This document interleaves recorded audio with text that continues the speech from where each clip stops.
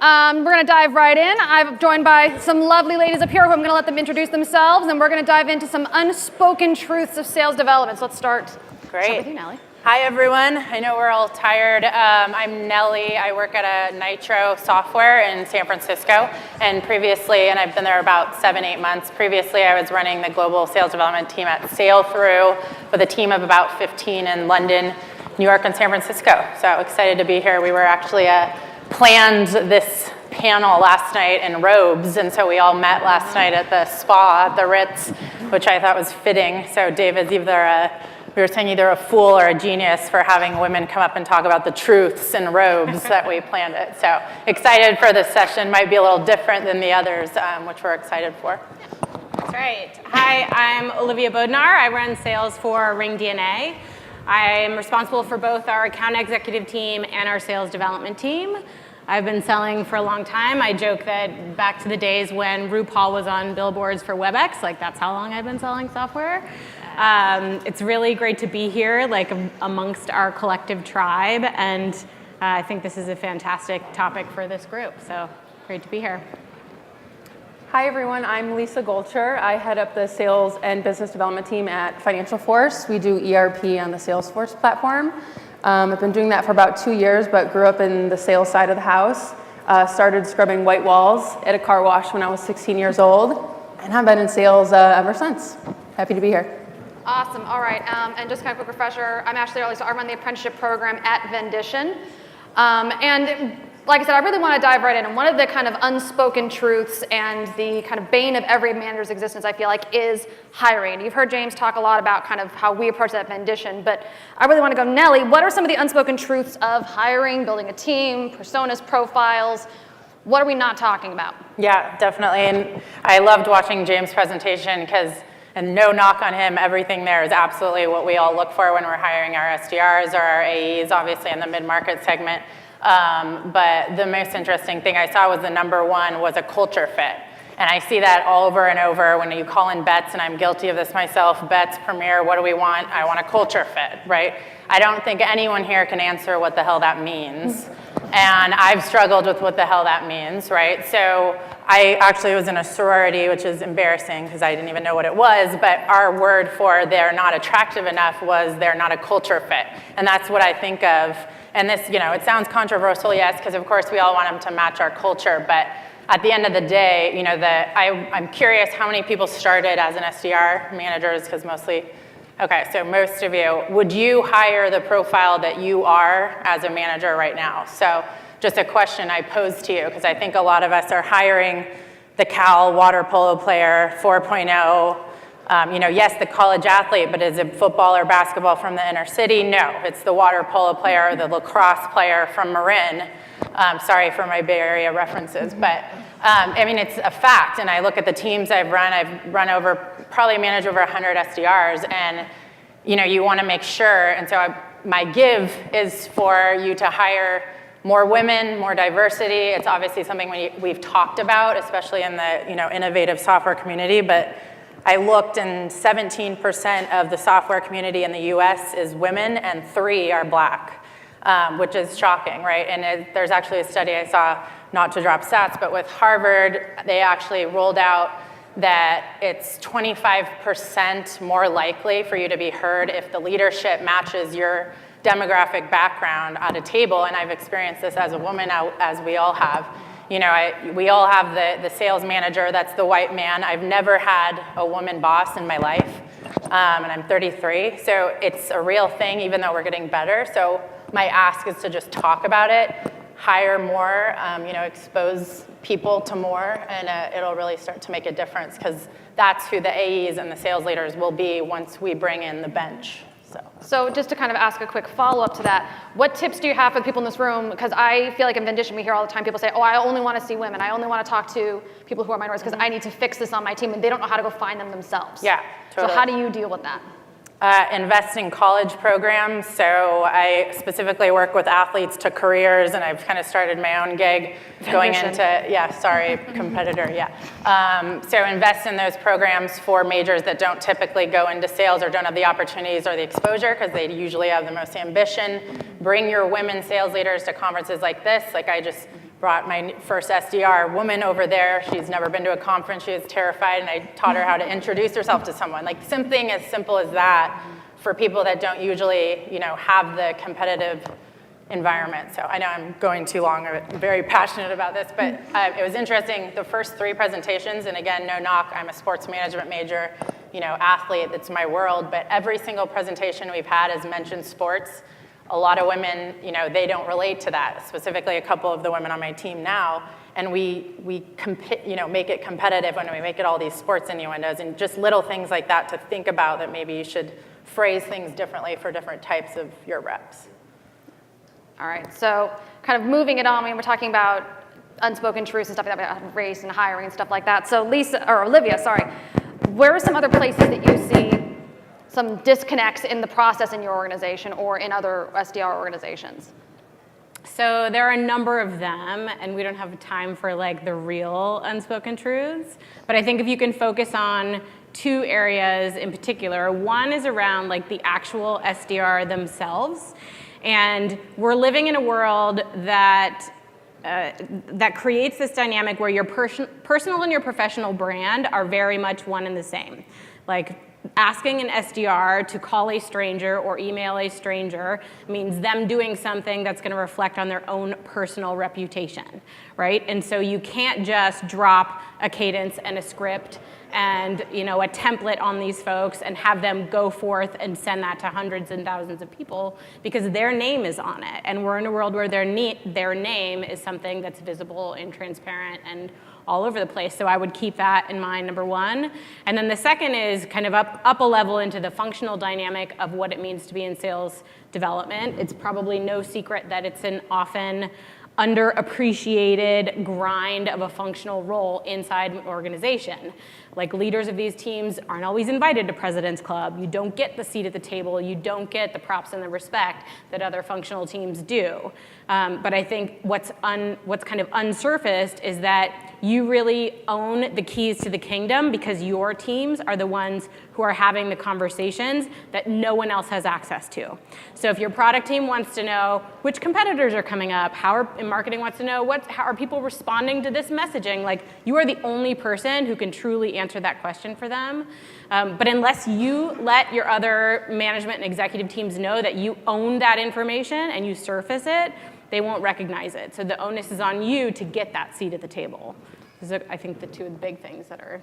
Okay, so how do you do that? Yeah. Like how do you even, like I know when I've worked with marketing and financial and customer success people in the past, I wasn't their first person they thought of to come to when they wanted to see if a message was working. Totally. They thought to look at their own metrics and whatever else, and then I'd come to them and be like, hey, so-and-so's showing up 10% more on the phones. It was, not anything knock on them, it just didn't occur to them. So what specific advice, and I'd love to open this up to the panel, what advice would each of you have to help the people in this room better advocate for their teams within their organization? Yeah, I'll start just because I was going. So one is you have to go tell them that you have access to that information.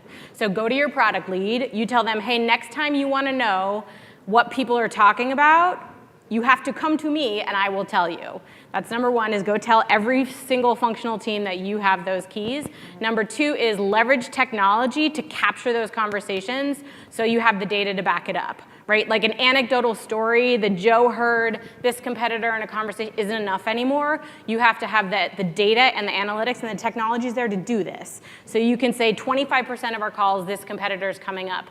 3 months ago, they were coming up in 10%. We have to do something differently. So leverage data, and then you have to be the advocate who goes and tells people that you have that. I can add 2 practical things to that. First would be, we've talked about it a lot today, that our BDR's time is really precious. So one of the things that has been on a lot of the slides is all the things that we ask of the BDRs. It's a hard job. We ask them to get rejected multiple times a day. We ask them to work booth duty at an 8-hour event. We ask them to help sales ops with data integrity and clean up a hierarchy, all this stuff that's not really tied to the way they get paid or their MBO. So the first one would be protect their time like you would protect your own, and if it's not something that's going to drive something for your specific business, it's probably not worth it. And the second one, just for all the salespeople, is how many of you in the room actually have your BDRs, SDRs slated for President's Club? Any hands? Yeah, there's just a few. So I think if we want to grow our SDRs and BDRs to be amazing salespeople, let's start them early and planning for that annual number, not this monthly number of how they're getting paid or that quarterly number. And let's get them to President's Club and not wildcarded, but these are the metrics that you need to hit in order to qualify. And obviously it's based on the company performance if they could go. Yeah, lastly, I mean, obviously great. I'd say exposure, just to summarize all of that, is the biggest thing you can do to advocate for yourself as a manager, as a leader that's potentially in the shadows, and also for your team. So one just very tactical thing I could leave you with, we do a pipeline boot camp I did at Sailthrough, and we literally came in boot camp type gear and exposed the shit out of the team because other AEs were complaining, they're not making calls, or the finance guys are like, there's no ROI on this team, all I see is pipeline, no dollars, they're too expensive. Understand all of the data, the cost of what a head count, the rep count versus how much they cost and the pipeline they're bringing in and the closed one tied to all of that. And then make it fun and have them do, every time we booked a meeting, we did burpees and shit like that. I mean, some of them hated it, but they all, at the end of the day, we were jogging around the office in front of the engineers and the software people, and they thought we were nuts, but they realized that, like, hey, we have an extremely hard job, and we have fun with it, but this is how many times we're doing these activities that you're seeing, we're creating an opportunity, as an example. So just make it fun in terms of when you do that. Cool. And I'm gonna jump in and give one more thought. Just curious, how many managers in here have been in their role less than a year? I encourage every single one of you, find someone either at your company or outside of your company to teach you how to do a profit and loss on your team. Build the spreadsheet, build the template, and have that open on your computer pretty much at all times, because I guarantee you're gonna be called into meetings at random where they ask you to justify your existence. Yeah. Having those numbers ready at all times is the best insurance policy you can get, and then you can just update kind of wherever you go. If you don't know how to do it, come ask any of us. We'll help you build that out, because that was the one thing I wish someone had taught me, and they didn't, and it took me about 2 years to figure that out. And if you don't have the data, the proof's in the pudding, that I guarantee you the top AEs came from your SDR team. If they didn't, there's a career path problem, but that's the case at every company I've had. All the top AEs came through the SDR program. So if that's not proof in itself, then the finance guys, just give them some data to shut them up. And give them a spreadsheet. All right, so back to kind of unspoken truths. We're gonna kick over to Lisa. So Lisa, what is something that hasn't come up so far that 90% of this room probably isn't doing yet or isn't thinking about? I heard like maybe one person touch on it today, but I have more of an ops brain, so it's more like practical, is GDPR. I don't know about anyone else, but it's a thorn in my side for anyone that does business beyond just EMEA. It's not just the EU that's affected by GDPR. California is adopting a similar strategy in the next 18 months or so, and I imagine that other states are gonna follow on that, and it kind of poses the question for us who are constantly just using raw prospect data with even all the vendors that are here, how do we ensure that we can still be a profitable, relevant organization, but still not try to kind of like go around the law? And there's some technologies out there that themselves are GDPR compliant, but I don't think there's like a best practice technology stack or business process on how you handle GDPR for our prospects. So it's something I think that collectively, if you're in like modern sales pros or stuff like that, that people are collaborating a lot on. And I think it's a pretty raw subject that people don't really know how to handle yet. Absolutely. So kind of think about trends that are coming or new issues that are coming to market that are affecting and changing how SDRs do business. Something else I think that's coming up a lot is the subject of AI. So we know people buy from people. I don't think anyone in this room is going to disagree with that, but at the same time, how can we then go and advocate for our teams and find that economical balance between leveraging all the potential of AI and the necessity, and is there a necessity, for a human being on the other end of a phone?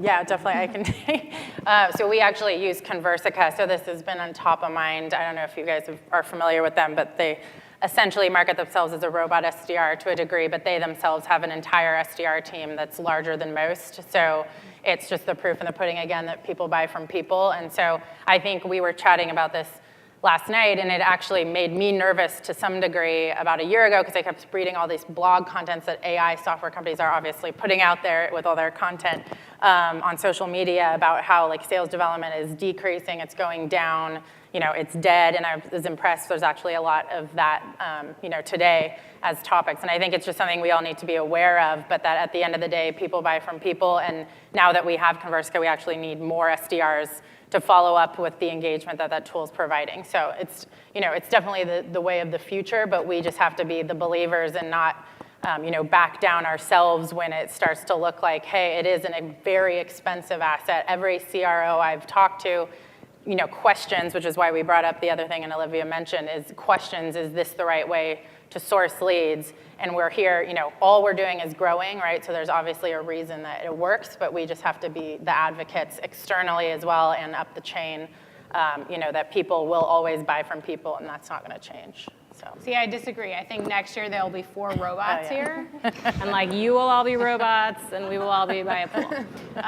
No, I think actually the onset of technology helping us automate the low value stuff is a big win for everybody. I live my life, if I can operate something with just my thumb, that's a check, yes, and then I'll do it. Otherwise, that's a no. I get the irony of that, but I think what it means actually for people who are leading and coaching and developing sales people and sales development teams is that you're going to have to shift your approach and how you are coaching and developing and training these people. So instead of focusing on some of the operational transactional things that will get automated, I promise you they'll get automated, being able to do the research and the triangulation and all that will go away. You have to start coaching them on that next level set of skills, how to be a good listener, how to be empathetic, how to that advance the ability to interact with people, because that's what they're going to spend time on instead of the things that do get automated. So I think that'll be a big shift. I think that's a really important point I want to emphasize.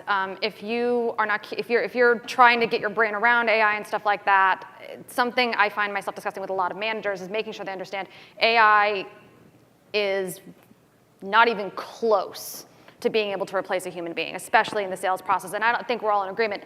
AI is never going to replace a salesperson. So even if AI can take over all of the nitty-gritty little things that no SDR likes to do, all of the data cleansing, all of the research, even if AI takes care of that, which would be lovely, I am all for that, where are we going to get our sales reps? There always is going to need to be that person. So conveying that message as well, making sure there's that distinction between what AI is actually capable of and explaining that we're still probably 200 to 300 years away from having a data. I don't know if there are any other Star Trek nerds out there, to actually existing. We're nowhere near that coming. And then, Lisa, I think I have to cut you off slightly there. No, you're good. You're good? Okay. And then kind of pivoting again, we've got a few minutes left. What are the other elephants in the room? What are the things that you wish people were talking about that they're not? So here, I think the sales development job, like I said, is pretty thankless. And I think some people will trick someone into taking that job and not be transparent about what it is. And I think that's shitty. And I think it does a disservice to everyone, because then you're investing in developing them. And I think that if you are really honest about what the job is and what the opportunity is, you're going to have less SDRs wanting that promotion 6 months in, right? You're going to set the right expectations around what the job is and what the end reward will be. But I think that a lot of people miss getting into that level when they're kind of building and recruiting also. I've seen that happen. We also didn't really talk about how hard it is to lose your top salespeople all the time. It's it's kind of, I guess, the nature of our business. But I mean, recruiting is always got to be in your manager's mind, and you don't really always have folks that you hire that want to go the sales path. I mean, they're entry-level kids for the most part. They didn't know they want to probably be an SDR. It's probably just kind of something that fell in their lap. I mean, no one really goes to college to be in sales.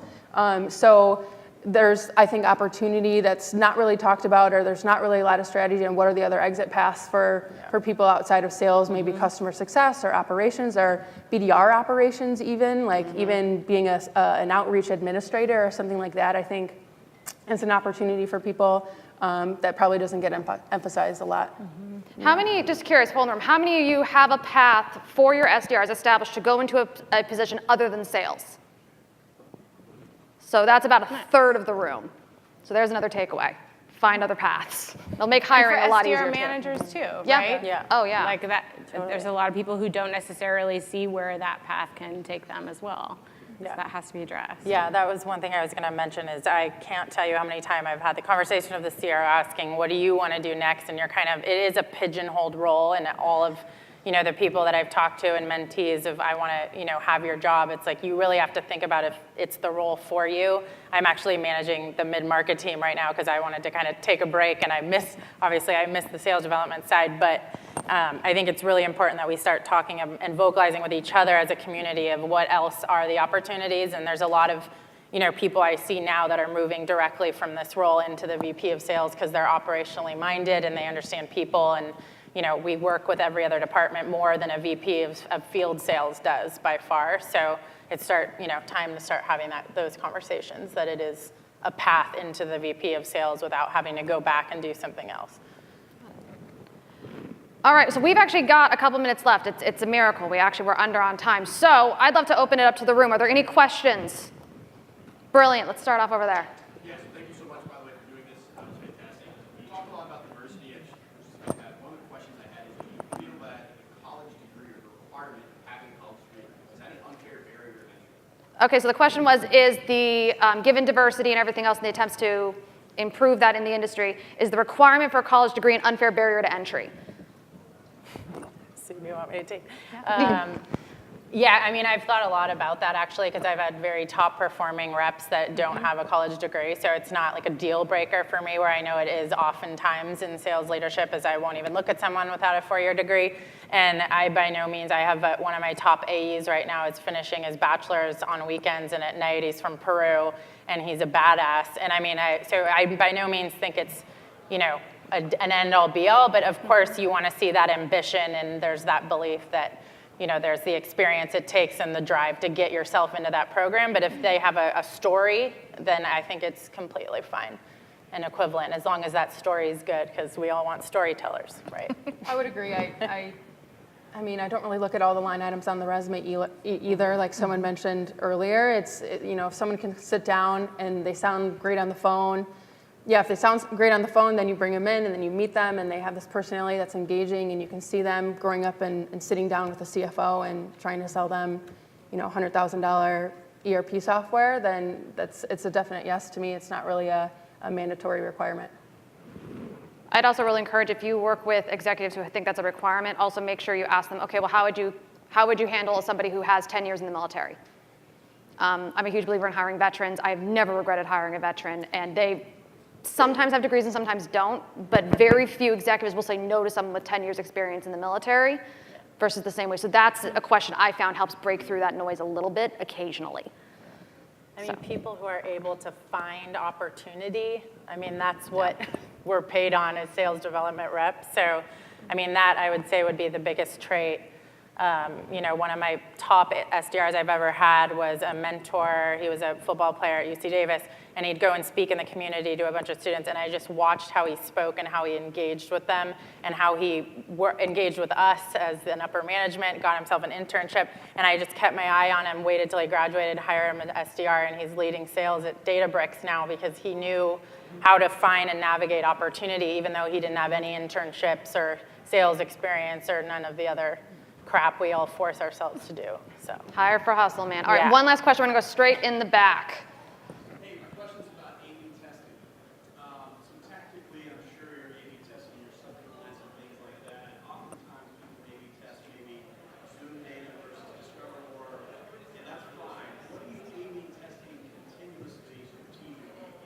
Do any of you have outsourced SDRs in your organization so you have this constant test about how good are we really? And if you didn't, how would you know? So I kind of planted that one. Go down the line. What are you constantly A/B testing strategically to just kind of have a pulse check on whether that I can start. The Financial Force BDR team we have 4 offices. There's about 25 of us. We don't outsource any of the BDRs or SDRs. They're in-house. There's, in North America, 3 inbound people and maybe about 16 outbound. And as far as A/B testing, mine's pretty tight. specifically related to business development. It's what you're going to see on your sales acceleration softwares. It's open rates, subject lines, reply rates. I don't really dabble too far into like the demand gen marketing side of the house on looking at like lead IQ or like a data fox set versus like a Clearbit or something like that. But I can say that we've experimented and probably have those technologies for a couple years at a time and then recycle the next. And it's not like we've been with them for a long period of time. Yeah, I do. I kind of tackle sales development like a stock portfolio where I want to diversify it and I want to see what's yielding the best return. We do have an outsourced SDR effort and partner in addition to our in-house. We also will look at the kind of yield when you have someone dedicated just to inbound and a team dedicated just to outbound. What happens when you mix both of those things? So I think you constantly have to be challenging old assumptions too, because what worked a year ago might yield totally different results now. So I don't think you can ever stop doing that. Yeah, and tactically, we just use the sales loft. I measure more of the cadences and templates, and I only do team across the board. So our marketing team is only allowed to put in team templates in sales loft so that we can get all of the click rates and engagement on a template and cadence basis globally. And so we'll measure in EMEA, obviously, differently than we would here. And we, again, to short answer, we measure it based on the different cadence templates and persona approaches and how those perform over like subject lines and whatnot. All right, and with that, we are actually out of time. So let's give a big round of applause for our panelists.